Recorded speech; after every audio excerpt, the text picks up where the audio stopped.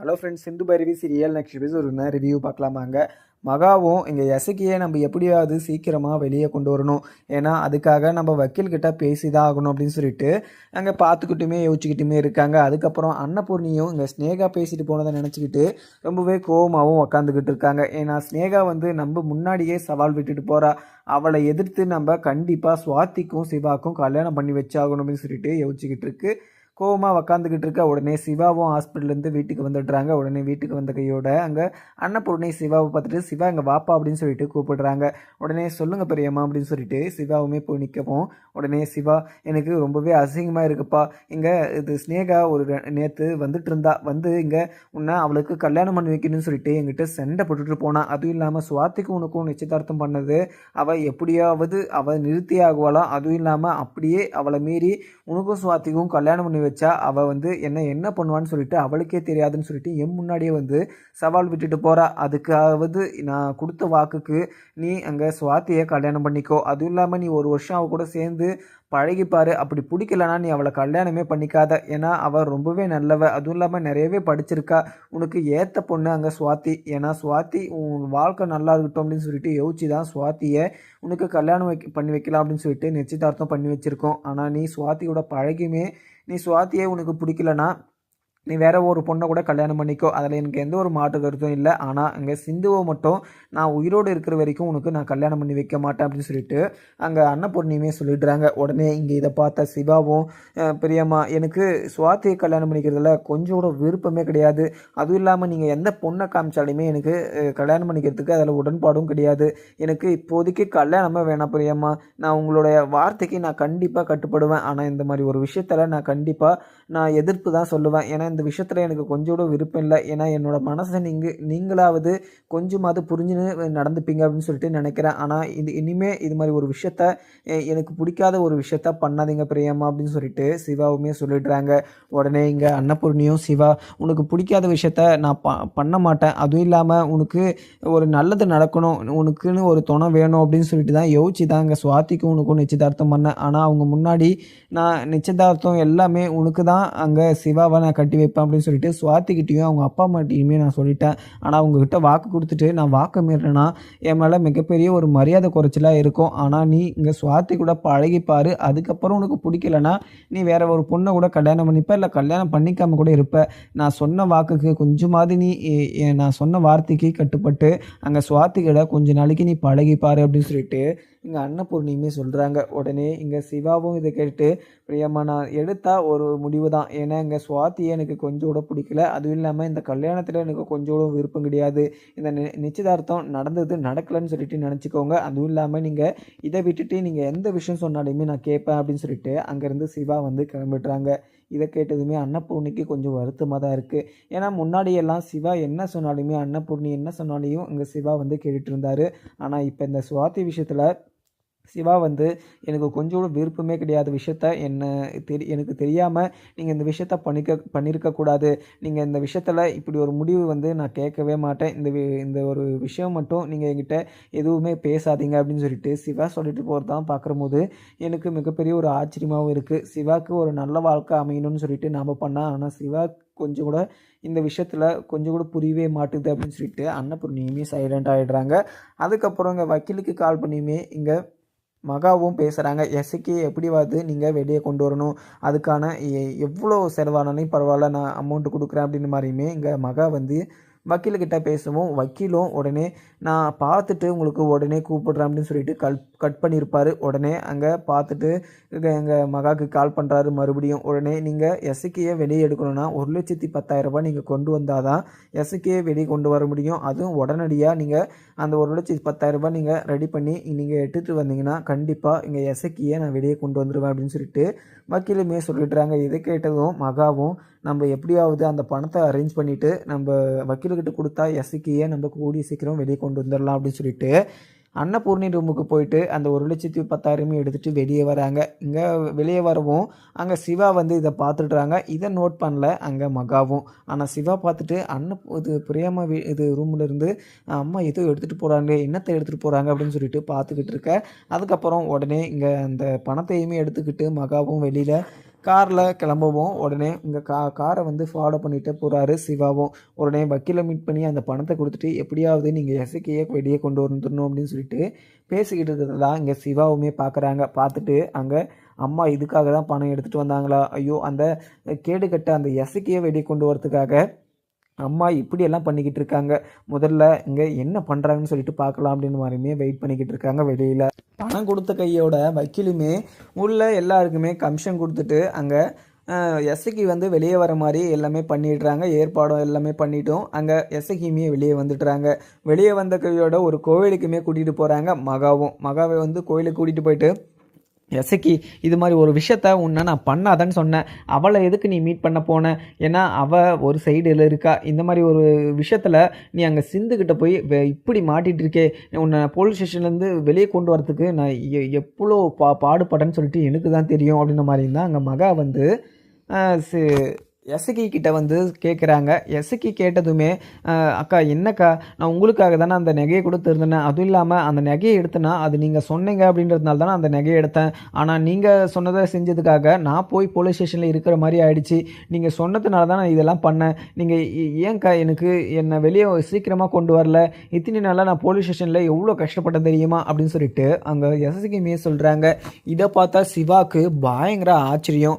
உடனே இதை வந்து வீடியோவுமே ரெக்கார்ட் எடுத்துடுறாங்க. அதுக்கப்புறம் மகாவும் இது எசக்கி இதுக்கு மேலே நீ வீட்டுக்கே வராத, அதுவும் இல்லாமல் அன்னபூர்ணி அக்கா உன் மேலே பயங்கர கோபமாக இருக்காங்க, இந்த வீட்டுக்கு நீ மறுபடியும் வந்தனா அன்னபூர்ணி அக்கா உன்னை பார்த்ததும் ரொம்பவே கோவப்படுவாங்க, கொஞ்ச நாளைக்கு நீ வெளியே இரு, எங்கள் அன்னபூர்ணி அக்காவை நான் சமாளிச்சுட்டு நான் கூப்பிடுற போது நீ இந்த வீட்டுக்கு வந்தால் போதும், ஏன்னா இப்போ நீ அந்த வீட்டுக்கு வந்தனா மறுபடியும் அந்த வீட்டுக்குள்ளேயே நீ கால் எடுத்து வைக்க முடியாது, இப்போ நான் உன்னை நல்லபடியாக சேஃபாக வந்து காப்பாற்றிட்டேன், இதோட நீ வெளியில் போய் எங்கேயாவது இருந்துக்கோ, நான் இப்போ ஒரு 50,000 கொடுக்குறேன், நீ இந்த பணத்தை வச்சுக்கிட்டு வெளியில் ஸ்டே பண்ணிட்டு இரு, அதுக்கப்புறம் நான் அங்கே அன்னபூர்ணி அக்காவை சரி பண்ணிவிட்டு அதுக்கப்புறம் நான் ஒன்று கூப்பிடுறேன் அப்படின்னு சொல்லிட்டு அங்கே மகாவும் அங்கேருந்து கிளம்பிடுறாங்க. உடனே இதை பார்த்த சிவாவும் பயங்கர கோபமாகவும் எசக்கி சட்டையை பிடிச்சிக்கிட்டு நீ இவ்வளோ பெரிய அயோக்கியத்தனத்தை செஞ்சுட்டு அம்மன் நகையை திருடிட்டு நீ இப்படி வெளியே வருவேன்னு சொல்லிட்டு நான் நினச்சி கூட பார்க்கல, நீங்கள் 2 பேரும் சேர்ந்து தான் இவ்வளோ பெரிய காரியத்தை பண்ணியிருப்பேன்னு சொல்லிட்டு நான் நினச்சி கூட பார்க்கல அப்படின்னு சொல்லிட்டு சட்டையை பிடிச்சிக்கிட்டு பயங்கர கோபத்துலேயுமே கேட்டுக்கிட்டு இருக்காங்க சிவாவும்.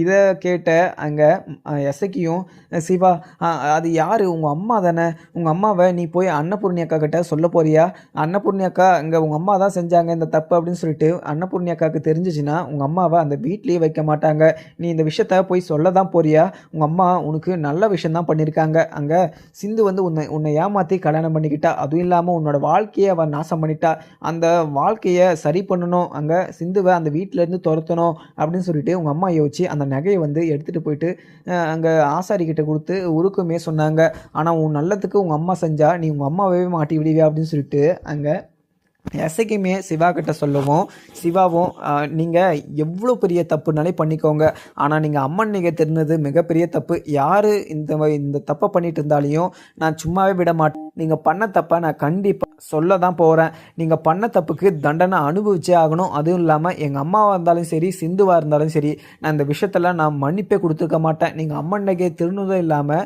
நீ இப்போ பணத்தை கட்டி அம்மா வந்து உன்னை வெளியே கொண்டு வந்துட்டாங்க, ஆனால் இனிமேலுமே நான் உன்னை சும்மாவே விட மாட்டேன், உன்னை நான் இழுத்துட்டு போயிட்டு அம்மா கிட்ட அம்மாவையும் இது உன்னையும் அந்த வீட்டிலேயே இருக்க முடியாத மாதிரி நான் பண்ணுறேன்னா இல்லையான்னு பாரு அப்படின்னு சொல்லிட்டு எஸ்கியை வந்து சட்டையை பிடிச்சி தரன்னு எடுத்துகிட்டு போயிட்டு காரில் போட்டு அங்கே அன்னபூர்ணிக்கிட்டையுமே கூட்டிகிட்டு போயிட்டுருக்காங்க. அன்னபூர்ணி வீட்லேயுமே உக்காந்துக்கிட்டு இருக்காங்க. ஆறுமுகம் வந்து மேலே உக்காந்து கண்ணாடி முன்னாடி பவுடரெல்லாம் அடிச்சுக்கிட்டு இருக்காங்க. உள்ளே போன எங்கள் பைரவியும் நீங்கள் உங்களுக்கு ஒரு பவுட்ரு வேறு கேடா, உங்களுக்கு எதுக்காக நீங்கள் இவ்வளோ மேக்கப் பண்ணிக்கிட்டு இருக்கீங்க, நீங்கள் பவுட்ரு அடிச்சாவே எனக்கு பிடிக்காதுன்னு சொல்லிட்டு தெரியும், ஆனால் நீங்கள் எங்கே போகிறதுக்காக எவ்வளோ கரெக்ட் பண்ணுறதுக்கு போகிறதுக்காக நீங்கள் இப்படி ரெடி ஆகிட்டு இருக்கீங்க அப்படின்னு சொல்லிட்டு பைரவியுமே ஆறுமுகத்துக்கிட்ட கேட்கவும் ஆறுமுகம் வந்து பைரவி நான் எங்கே போக போகிறேன், எனக்கு கல்யாணம் ஆகி ரொம்ப நாள் ஆச்சு, அதுவும் இல்லாமல் என் பொண்டாட்டி தான் என்னை புரிஞ்சிக்காமல் என் கூட சேர்ந்து வாழாமல் அவள் தான் இது என்னை டார்ச்சர் பண்ணிக்கிட்டு இருக்கா, நீயுமே இது மாதிரி பண்ணிக்கிட்டு இருக்காத அப்படின்னு சொல்லிட்டு பைரவி கிட்ட ஆறுமுகமும் நடிக்கவும்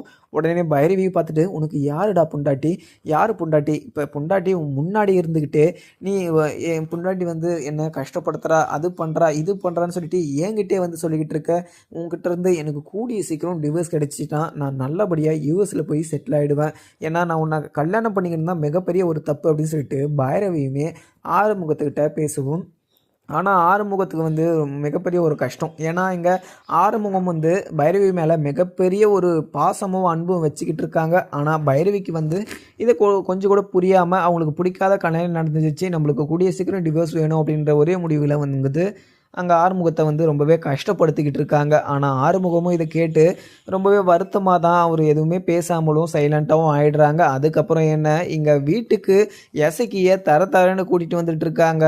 இங்கே சிவாவும் உடனே உள்ளே கூட்டிகிட்டு வந்து அங்கே அன்னபூர்ணிமை கிட்ட வந்து அப்படியே தரன்னு இழுத்துட்டு வந்து நோக்கியுமே விடுறாங்க. உடனே அன்னபூர்ணி பார்த்துட்டு, சிவா என்னப்பா பண்ணிக்கிட்டு இருக்க, இவன் ஜெயிலில் இருக்க வேண்டியவன் இங்கே என்ன பண்ணுறான் அப்படின்னு சொல்லிட்டு இது அன்னபூர்ணி வந்து பார்த்து கேட்கவும், உடனே சிவாவும், அம்மா இதில் யார் யார் இன்வால்வ் ஆயிருக்காங்க, எதுக்காக இவன் அந்த நகையை திருடனா அப்படின்ற விஷயம் எல்லாமே எனக்கு தெரியுமா, இது பெரியாமா அப்படின்னு சொல்லிட்டு அங்கே சிவாவுமே சொல்லவும், உடனே இங்கே சிவா என்னப்பா சொல்கிற, யாருப்பா பண்ணது, இவன் தான்ப்பா நகையெல்லாம் எடுத்தது அப்படின்னு சொல்லிட்டு அன்னபூர்ணியுமே சொல்லவும், உடனே இங்கே சிவாவும், பெரியம்மா இவன் இந்த நகையை எடுக்க கிடையாது, அதுவும் இல்லாமல் இவன் இன்னொருத்தர் சொல்லி தான் இவன் இந்த நகையை திருடியிருக்கான், அதுவும் இல்லாமல் சிந்து மேலே ஒரு அசிங்க பேர் வரணும் அப்படின்னு சொல்லிட்டு இந்த வீட்டை விட்டு துரத்தணும் அப்படின்ற ஒரே நோக்கத்தில் இவன் இப்படியெல்லாம் பண்ணியிருக்கான், அதுவும் இல்லாமல் இவனை எடுக்க சொன்னது யார் தெரியுமா, இங்கே என்னோட அம்மா அப்படின்னு சொல்லிட்டு சொல்லவும் பயங்கர கோபம், பயங்கர அதிர்ச்சி. உடனே இங்கே அன்னபூர்ணி வந்து பயங்கர கோபமாகவும் உக்காந்துக்கிட்டு இங்கே இதை பண்ணது மகாவா அப்படின்னு சொல்லிட்டு ஆச்சரியத்தில் பார்த்துக்கிட்டு இருக்காங்க. உடனே வெளியே என்ன சவுண்டு கேட்குது அப்படின்னு சொல்லிட்டு மகாவுமே உள்ளேருந்து வெளியே வராங்க. உள்ளேருந்து வெளியே வந்ததும் இங்கே இசக்கியை பார்த்ததும் அவங்களுக்கு மிகப்பெரிய ஒரு அதிர்ச்சி. உடனே இங்கே அன்னபூர்ணி கிட்ட, பெரியம்மா நீங்கள் இவங்க 2 பேரும் பேசிக்கிட்டு இருந்ததை நான் வீடியோ ஆதாரமாக எடுத்துகிட்டு வந்திருக்கேன், நீங்கள் இதை கொஞ்சம் பாருங்கள், இவங்களுடைய திருட்டுத்தனத்தையும் இவங்களுடைய ஃப்ராடு தனத்தையும் உங்களுக்கே தெரியும் அப்படின்னு சொல்லிட்டு அந்த ஃபோனில் இருக்கிற அந்த வீடியோவுமே ப்ளே பண்ணி இங்கே அன்னபூர்ணி கிட்ட கொடுக்குறாங்க. அன்னபூர்ணி இதை பார்த்ததும் பயங்கர கோபமாகவும், மகா என்ன பண்ணி வச்சுருக்க, நீ இப்படியெல்லாம் பண்ணுவேன்னு சொல்லிட்டு இவ்வளோ கீழ்த்தனமான ஒரு விஷயத்தெல்லாம் பண்ணுவேன்னு சொல்லிட்டு நான் நினச்சி கூட பார்க்கல. ஆனால் அன்னைக்கு கூட போலீஸ் வந்து இங்கே எசக்கியை கூட்டிகிட்டு போகும்போது நீ ரொம்பவே நல்லவ மாதிரி இவனை எசக்கியை ரொம்பவே திட்டிக்கிட்டு இருந்த, ஆனால் நீ இவ்வளோ பெரிய இது திருட்டுக்காரியாக இருப்பேன்னு சொல்லிட்டு நான் நினச்சி கூட பார்க்கல. ஆனால் நீ உனக்கு அந்த அம்மன் நகையை திருடுறதுக்கு உனக்கு எப்படி மனசு வந்துச்சு, அதுவும் இல்லாமல் எசக்கி வச்சு நீ திருடு சொல்லியிருக்க, எசக்கி நீ சொன்னதை செஞ்சுட்டு அவன் போலீஸ் ஸ்டேஷனில் உனக்காக அவன் போலீஸ் ஸ்டேஷனில் இருந்திருக்கான். ஆனால் அன்னைக்கு கூட ஒரு வார்த்தை என்கிட்ட வந்து அவன் எதுவுமே சொல்ல கிடையாது. ஆனால் இப்போ சிவா மட்டும் இந்த விஷயத்தை கண்டுபிடிக்காமல் இருந்தால் நீ நல்லவளாயிட்டு இருப்ப. ஆனால் நீ இப்படி ஒரு விஷயத்த பண்ணுவ, இப்படி ஒரு காரியத்தை பண்ணுவேன்னு சொல்லிட்டு நான் நினச்சி கூட பார்க்கல மகா. நீ இதுக்கு மேலேயுமே நீ இங்கே இருக்க வேண்டியவே கிடையாது. அதுவும் இல்லாமல் நீ செஞ்ச தப்புக்கு இங்கே எசக்கி அங்கே போலீஸ் ஸ்டேஷனில் இருந்தான், சொல்லப்போனால் நீ தான் போலீஸ் ஸ்டேஷனில் இருக்கணும் அப்படின்னு சொல்லிட்டு அங்கே அன்னபூர்ணியுமே சொல்கிறாங்க. உடனே மகாவும், அக்கா இல்லைக்கா நான் எதுவுமே பண்ணலக்கா, நான் ஏதோ அவன் பொய் சொல்லிக்கிட்டு இருக்கான்க்கா அப்படின்னு சொல்லிட்டு அங்கே மகாவுமே கெஞ்சவும், உடனே அம்மா இப்படி பச்சையாக நீங்கள் பொய் சொல்லிக்கிட்டு இருக்காதீங்க, நீங்கள் எதுக்காகம்மா இப்படியெல்லாம் பண்ணிக்கிட்டு இருக்கீங்க, சிந்து இந்த வீட்டில் இருக்கிறது உங்களுக்கு கொஞ்சம் கூட பொறுக்கலை, உங்களுக்கு சிந்து இந்த வீட்டில் இருக்கிறது கொஞ்சம் கூட பிடிக்கல அப்படின்னு சொல்லி அந்த அம்மன் நகையை வச்சிட்டு இருந்தபோது எல்லாமே நோட் பண்ணிவிட்டு அந்த அம்மன் நகையை திருடி உருக்க சொன்னது நீங்கள் தான்மா, எனக்கு எல்லா விஷயமும் தெரியும், நீங்கள் நல்லவங்க அப்படின்னு சொல்லிட்டுலாம் நினச்சிட்டு இருந்தேன், ஆனால் நீங்கள் இவ்வளோ பெரிய ஃப்ராடு தனத்தை பண்ணுவீங்கன்னு சொல்லிட்டு நான் நினச்சி கூட பார்க்கல. இங்கே எசக்கி தான் ஏற்கனவே எனக்கு எசக்கி மேலே ரொம்பவே சந்தேகம் இருந்துச்சு, ஆனால் எசக்கி தான் எடுத்துருன்னு சொல்லிட்டு அது கன்ஃபார்மே ஆகிடுச்சு. ஆனால் இதுக்கு பின்னாடி நீங்கள் தான் இது ரன் பண்ணிகிட்டு இருந்திருக்கீங்க, அதுவும் இல்லாமல் எசக்கியை அந்த நகையை எடுக்க சொன்னதே நீங்கள் தான் அப்படின்னு சொல்லிட்டு நான் பார்த்ததும் உங்கள் மேலே எனக்கு மிகப்பெரிய ஒரு கோபமும் வந்துருச்சு. அதுக்கப்புறம் நீங்கள் தப்பு பண்ணவங்க வெளியே இருக்கவே கூடாது, தப்பு பண்ணவங்க தண்டனை அனுபவிச்சே ஆகணும், அது இல்லாமல் நீங்கள் தப்பு பண்ணிவிட்டு இங்கே சிந்து மேலே இந்த பழியை எடுத்து போடலாம்னு சொல்லிட்டு நீங்கள் பண்ணது மிகப்பெரிய ஒரு குற்றம், அது இல்லாமல் நீங்கள் பண்ண தப்புக்கு தண்டனை அனுபவிச்சே ஆகணும் அப்படின்னு சொல்லிட்டு சிவாவுமே சொல்கிறாங்க. உடனே இங்கே மகாவும், சிவா என்னப்பா சொல்லிக்கிட்டு இருக்க, இவன் எசக்கி சொல்கிறதெல்லாம் கேட்காத, நான் அந்த நகையை எடுக்கவே கிடையாது, அதுவும் இல்லாமல் அந்த நகையை நான் எதுக்கு எடுக்க போகிறேன், அது எடுத்தால் எனக்கு என்ன பிரயோஜனமாக இருக்க போகுது அப்படின்னு சொல்லிட்டு எங்கள் மகாவுமே சொல்லவும், உடனே அன்னபூர்ணியும், மகா நீ என்ன சொன்னாலுமே நான் உன் பேச்சை கேட்கவே போகிறதில்ல, எங்கள் சிவா வீடியோ ஆதாரத்தோட எல்லாமே என்கிட்ட காமிச்சிட்டான், அதுவும் இல்லாமல் நீயும் எசக்கியும் பேசிக்கிட்டு இருந்ததை நான் பார்த்துட்டேன், இதுக்கு மேலேயுமே நீ பொய் சொல்லிக்கிட்டு இருந்தனா எனக்கு உன் மேலே பயங்கர கோபமாகும், அது இல்லாமல் என் முன்னாடி பொய் சொன்னாவோ இல்லை இப்போ தப்பு பண்ணாவோ எனக்கு பிடிக்காதுன்னு சொல்லிட்டு உனக்கு நல்லாவே தெரியும். அப்படி அது தெரிஞ்சுமே நீ என் முன்னாடி நின்றுக்கிட்டு பொய்யெல்லாம் சொல்லிக்கிட்டு இருக்காத. இங்கே சிவா வந்து நீ என்னென்ன பேசணும்னு சொல்லிட்டு எல்லாமே என்கிட்ட காமிச்சிட்டான் அப்படின்னு சொல்லிட்டு அன்னபூர்ணி வந்து பயங்கர கோவமாகவும் கேட்கவும் உடனே மகாவும் அக்கா நான் ஏதோ தெரியாமல் பண்ணிட்டேங்க்கா. இங்கே சிவாவோட லைஃப்பை இங்கே இது சிந்து நாசம் பண்ணிட்டா அப்படின்னு சொல்லிட்டு தான் இங்கே சிந்துவை அசிங்கப்படுத்தணும், அவளை அவமானப்படுத்தணும், அவளை இங்கே இருக்கவே விடக்கூடாது அப்படின்னு சொல்லிட்டு தான்க்கா இங்கே எசக்கியே அந்த நகையை திருட சொன்னேன். மற்றபடி நான் வேறு எந்த ஒரு நோக்கத்திலையுமே அப்படிலாம் பண்ணலக்கா. இங்கே சிந்து இந்த வீட்டில் இருக்கக்கூடாது அப்படின்னு சொல்லிட்டு தான் நான் பண்ணேன். இங்கே சிந்து இந்த வீட்டில் இல்லாமல் இருந்தால் தான் சுவாதிக்கும் சிவாக்கும் கல்யாணம் நடக்கும் அப்படின்னு சொல்லிட்டு நான் நினச்சி இப்படியெல்லாம் பண்ணிட்டேங்க்கா. என்னை மன்னிச்சுக்கோங்க. ஏன்னா சிவா வந்து ரொம்பவே நல்ல ஒரு பர்சன். அதுவும் இல்லாமல் சிவாவோட லைஃப் வந்து ஸ்பாயில் பண்ணிட்டா சிந்து அப்படின்னு சொல்லிட்டு யோசிச்சு தான் சிந்து இந்த வீட்டில் இருக்கக்கூடாது, அப்படி இருக்கக்கூடாதுன்னா சிந்து மேலே எதனா ஒரு பழியை தூக்கி போடணும் அப்படின்றதுனால தான் அந்த அம்மன் நகையை நான் திருடினேன். இல்லைனா நான் திருடி வைக்க மாட்டேன். ஏன்னா சிவா வந்து கஷ்டப்பட்டுக்கிட்டு இருக்கான். பிடிக்காத அந்த சிந்துவை கல்யாணம் பண்ணிக்கிட்டு இப்போ பிடிச்ச மாதிரி நடிச்சுக்கிட்டு இருக்கானா இல்லை பிடிச்சதாகவே வச்சுக்கிட்டு இருக்கானு சொல்லிட்டு எனக்கு தெரியல. உங்களுக்கே தெரியுமா இல்லையாக்கா, இங்கே சிவா பிடிக்காம தான் இங்கே சிந்துவை கல்யாணம் பண்ணிக்கிட்டான். ஆனால் இப்போ கூட பாருங்கள் அந்த பிடிக்காத கல்யாணத்தை பண்ணியுமே இங்கே சுவாதிக்கும் சிவாக்கும் நிச்சயதார்த்தம் பண்ணி அங்கே சிவா வந்து இதில் விருப்பம் இல்லை அப்படின்னு சொல்லிட்டு சொல்கிறான். ஆனால் அவன் பிடிக்காம பண்ண அந்த கல்யாணத்தை இப்போ சிந்துவை அவனுக்கு ரொம்பவே பிடிச்சிருச்சு. அதுவும் இல்லாமல் சிந்து கூட தான் சேர்ந்து வாழுவான் அப்படின்னு சொல்லிட்டு உங்கள் முன்னாடியே வந்து சொல்லிக்கிட்டு இருக்கான். இப்படியெல்லாம் பார்க்குற போது எனக்கு ரொம்பவே கஷ்டமாக இருக்காதா? என்னோட பையனோட இப்படி ஆயிடுச்சுன்னு சொல்லிட்டு ஒரு பெத்த அம்மாவுக்கு கஷ்டமாக இருக்காதா? நீங்கள் ஒரு 3வது மனுஷன் கூட இருக்கட்டும், ஆனால் உங்களுக்கு கஷ்டமாக இருக்காது. ஆனால் எனக்கு மிகப்பெரிய ஒரு கஷ்டமாக இருக்குது அப்படின்னு சொல்லிட்டு அங்கே மகாவுமே சொல்கிறாங்க. இதை கேட்ட அன்னபூர்ணியும் மகா உன்னை விட சிவா மேலே எனக்கு நிறையவே அக்கறை இருக்குது. சிவாவோட லைஃப்பை எப்படி சரி பண்ணணும், எப்படி கரெக்ட் பண்ணணும் அப்படின்னு சொல்லிட்டு எனக்கு நல்லாவே தெரியும். ஆனால் இப்படி ஒரு திருட்டுத்தனத்தை பண்ணி அம்மனை பகைச்சிக்கிட்டு அம்மனை எதிர்த்து இப்படி ஒரு விஷயத்தெல்லாம் நீ பண்ணவே கூடாது. அதுவும் இல்லாமல் அம்மன் வந்து உன்னை சும்மாவே விடாது. அதுவும் இல்லாமல் அம்மன் நகையை திருடினவங்க என்றைக்குமே உருப்படியாக இது சந்தோஷமாக இருந்து சரித்திரமே கிடையாது அப்படின்னு சொல்லிட்டு அங்கே அன்னபூர்ணியும் சொல்கிறாங்க. உடனே அன்னபூர்ணி சொன்னதை கேட்ட சிவாவும் அங்கே பெரியம்மா நீங்கள் இவ்வளோ பெரிய தப்பு பண்ணவங்களை இப்படி விட்டு வைக்கக்கூடாது பெரியம்மா, இவங்க ஸ்டேஷனில் தான் இருக்க வேண்டியவங்க, இவங்க வெளியவே இருக்கக்கூடாது. அதுவும் இல்லாமல் அவங்க போலீஸ் ஸ்டேஷன் போகலனா கூட பரவாயில்ல, இவங்க இந்த வீட்டிலே இருக்கக்கூடாது அப்படின்னு சொல்லிட்டு அங்கே சிவாவுமே சொல்லிடுறாங்க. உடனே இதை கேட்ட அன்னபூர்ணியும் மகா என்ன மகா, நான் உன் மேலே மிகப்பெரிய ஒரு மரியாதை வச்சுட்டு இருந்தேன், ஆனால் அந்த மரியாதை இவ்வளோ கொச்சப்படுத்துவேன்னு சொல்லிட்டு நான் நினச்சி கூட பார்க்கல. சிந்து எவ்வளோ தான் தப்பு பண்ணியிருக்கட்டும், ஆனால் சிந்துவை தண்டிக்கிறதுக்கும் அவளை அது எது பண்ணுறதுக்கும் எனக்கு ரைட்ஸ் இருக்குது. ஆனால் நீ இப்படி ஒரு திருட்டு பட்டத்தை அவன் மேலே கட்டி அவளை இப்படி அசிங்கப்படுத்தணும்னு சொல்லிட்டு யாருமே உனக்கு சொல்லி தரலையே. எதாக இருந்தாலுமே சட்டப்படி நம்ம இது கொண்டு போகணும். அது இல்லாமல் உன்ன மாதிரி கோயில் நகையை திருடி அவன் மேலே பழி போட்டு அவளை வந்து அசிங்கப்படுத்தி அவளை வீட்டை விட்டு துரத்தணும்னு சொல்லிட்டு எந்த ஒரு அவசியமே கிடையாது. நீ ஏன் இப்படியெல்லாம் ஒரு விஷயத்தெல்லாம் பண்ணிக்கிட்டுன்னு சொல்லிட்டு எனக்கு ஒன்றுமே புரியல மகா.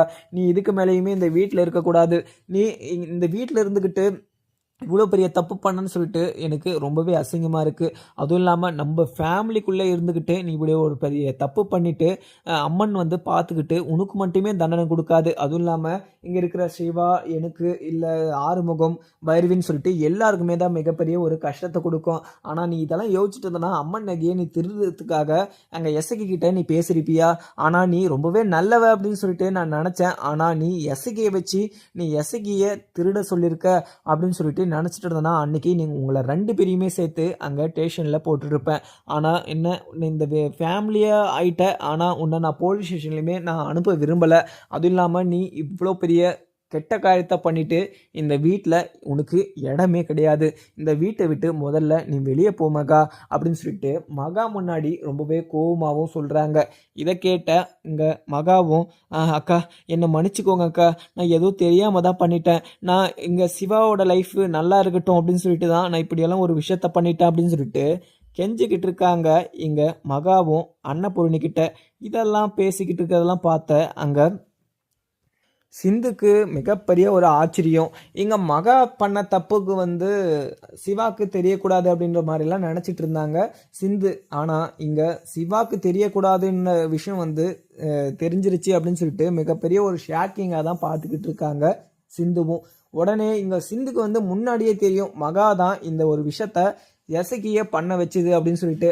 ஆனால் மகா வந்து வீட்டுக்குள்ளே இங்கே சிந்து வந்து வீட்டுக்குள்ளே எந்த ஒரு பிரச்சனையும் வரக்கூடாது, அதுவும் இல்லாமல் சிவாக்கும் டாக்டருக்கும் அவங்க அம்மாவுக்கும் எந்த ஒரு பிரச்சனையும் வரக்கூடாது அப்படின்னு சொல்லிட்டு யோசிச்சு அவங்க வந்து இந்த விஷயத்த வந்து யார்கிட்டையுமே சொல்லாமல் இருந்தாங்க. ஆனால் சிவாக்கு இந்த விஷயம் தெரிஞ்சதும் இந்த தப்பு யார் பண்ணியிருந்தாலுமே அவங்க தண்டனையை அனுபவிச்சு தான் ஆகணும் அப்படின்னு சொல்லிட்டு அவங்க வந்து இந்த விஷயத்த வந்து அன்னபூர்ணிக்கிட்டையுமே சொல்லிட்டாங்க. அன்னபூர்ணியும் இந்த வீட்லேயே வந்து மகா வந்து இருக்கவே கூடாது அப்படின்ற ஒரு முடிவை வந்து ஷியோராகவும் சொல்லிடுறாங்க. இதை கேட்ட அங்கே மகாவும் ரொம்பவே கெஞ்சிக்கிட்டு அன்னபூர்ணி காலில் விழுந்து கதறிக்கிட்டுமே இருக்காங்க. உடனே எங்கள் அன்னபூர்ணியும், மகா நீ இவ்வளோ பெரிய தப்பு பண்ணிட்டு நீ எங்கிட்டலாம் மன்னிப்பே கேட்கக்கூடாது, அதுவும் இல்லாமல் உனக்கு மன்னிப்பே கிடையாது. அங்கே சிந்து வந்து அங்கே அந்த ஒரு சுச்சுவேஷனில் அப்படி ஒரு பண்ண தப்புனா அப்போ நீ இங்கே இருந்துக்கிட்டு அந்த அம்மன் நகையை திருடினது மிகப்பெரிய ஒரு தப்பு. அதுவும் இல்லாமல் தப்பு பண்ணிட்டு நீ என்கிட்ட மன்னிப்பெல்லாம் கேட்டுக்கிட்டு இருக்காது. எனக்கு உன்னோட காலில் விழாத, உன்னை பார்க்குற போது எனக்கு அசிங்கமாக இருக்குது. அதுவும் இல்லாமல் நீ தான் இந்த நகையை திருடி இருக்க அப்படின்னு சொல்லிட்டு இந்த ஊர் மக்களுக்கு தெரிஞ்சிருந்துச்சுன்னா எனக்கு எவ்வளோ பெரிய அசிங்கமாக இருந்திருக்கும். அதெல்லாம் நீ யோசிச்சுட்டு இருந்தனா இப்படி ஒரு விஷயத்த நீ பண்ணியிருப்பியா அப்படிங்கிற மாதிரியுமே அங்கே அன்னபூர்ணி வந்து கேட்கவும், உடனே இங்கே மகாவும், அக்கா இல்லைக்கா நீங்கள் சிவாவோட லைஃப் நல்லா இருக்கட்டும் அப்படின்னு சொல்லிட்டு தான் நான் இப்படி ஒரு விஷயத்த பண்ணிட்டேன். அந்த கேடுகிட்ட அந்த சிந்துவை இந்த வீட்டை விட்டு துரத்தணும் அப்படின்னு சொல்லிட்டு தான் நான் பண்ணேன்.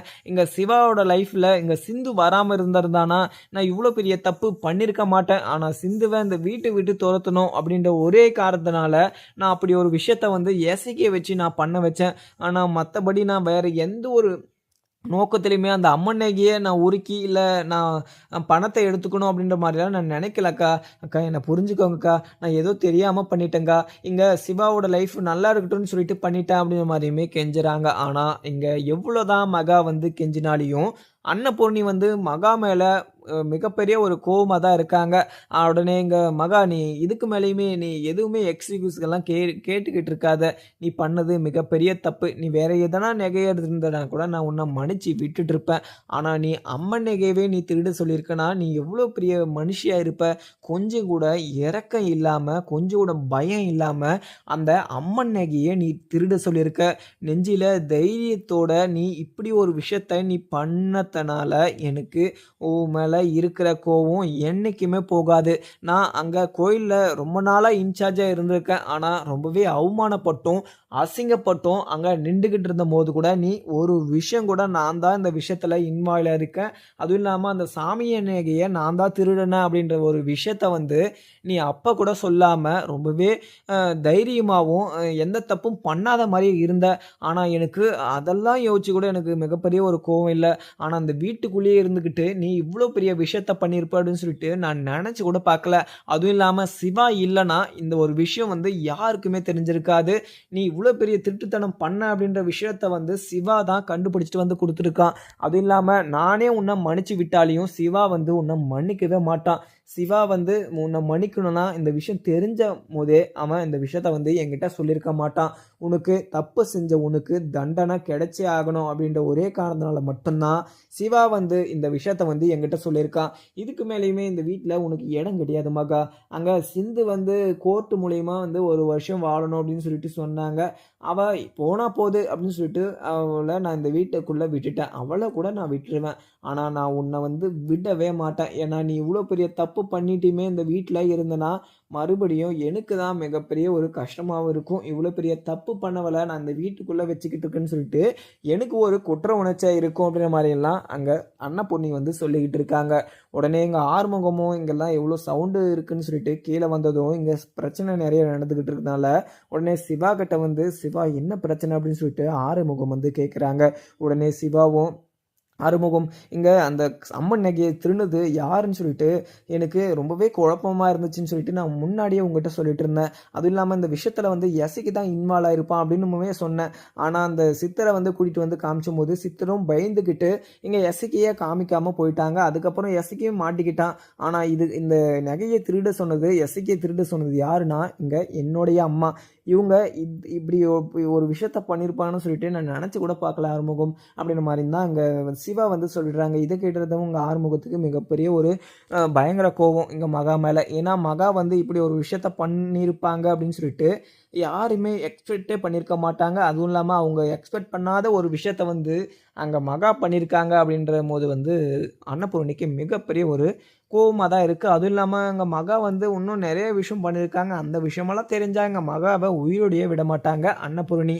அதுக்கப்புறம் அங்கே இருக்கிற ஒரு அருவாவை எடுத்து, மகா நீ இதுக்கு மேலே இங்கே இருந்தனா நான் உன்னை கொலை பண்ணிவிட்டு ஜெயிலுக்கு போக வேண்டியதாகிடும். நான் இந்த வீட்டில் உனக்கு இடம் இல்லைன்னு சொல்லிட்டேன்னா இந்த வீட்டில் உனக்கு இடம் கிடையாது. அது இல்லாமல் நான் ஒரு டைம் வந்து எடுத்துட்டேன்னா அதை நான் பின் வாங்க மாட்டேன்னு சொல்லிட்டு உனக்கே நல்லாவே தெரியும். ஆனால் உனக்கு இந்த வீட்டில் இடம் இல்லை. இந்த வீட்டுக்குள்ளே நீ மறுபடியும் நான் சாகிற வரையும் இந்த வீட்டுக்குள்ளேயே வரக்கூடாது அப்படின்னு சொல்லிட்டு அந்த கத்தியை விரிச்சுக்கிட்டு அங்கே மகா கிட்ட வந்து சொல்லவும், மகாவும் இதை கேட்டுட்டு, அக்கா என்னை மன்னிச்சுக்கோங்க அக்கா, நான் தெரியாமல் இந்த ஒரு தப்பு பண்ணிட்டேன். இங்கே சிவாவோட லைஃப் நல்லா இருக்கட்டும், சிந்துவை இந்த வீட்டை விட்டு துரத்தணும் அப்படின்ற ஒரே காரணம்னாக்கா பண்ண என்ன ஏன்க்கா புரிஞ்சிக்கவே மாட்டீங்க அப்படின்னு சொல்லிட்டு எவ்வளவோ கெஞ்சி பார்க்குறாங்க. ஆனால் கொஞ்சம் கூட அவங்க வந்து அன்னபூர்ணி வந்து இறக்கம் காமிக்காமல் இந்த வீட்டை விட்டு நீ வெளியே போ அப்படின்னு சொல்லிட்டு அந்த கத்தியை வச்சுக்கிட்டு மிரட்டுறாங்க. அதுக்கப்புறம் என்னன்னு பார்க்கலாமாங்க. வீடியோ பிடிச்சிருந்தா லைக் பண்ணுங்கள். Thank you friends.